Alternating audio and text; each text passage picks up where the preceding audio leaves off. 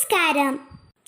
കവി ഗോപാലകൃഷ്ണൻ കോളായി എഴുതിയ അതിമനോഹരമായ എൻ്റെ കേരളം എന്ന കവിതയാണ് ഞാനിന്നിവിടെ ചൊല്ലാൻ പോകുന്നത്.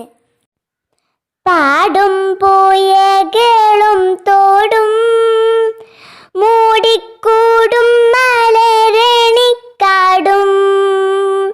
നീളെ കളകളം പാടും കാട്ടുചോലയുമാമിണിമേടും വെള്ളിയാരനാണു പോലെ ചുറ്റും തുള്ളിക്കളിക്കും കടലും കായലും നീലമലയും നീലെ കോരിത്താരിക്കും വയലും പീലി നിവർത്തി നിന്നാടും കൊച്ചു കേരമരതകത്തോപ്പും നീളെ കോളി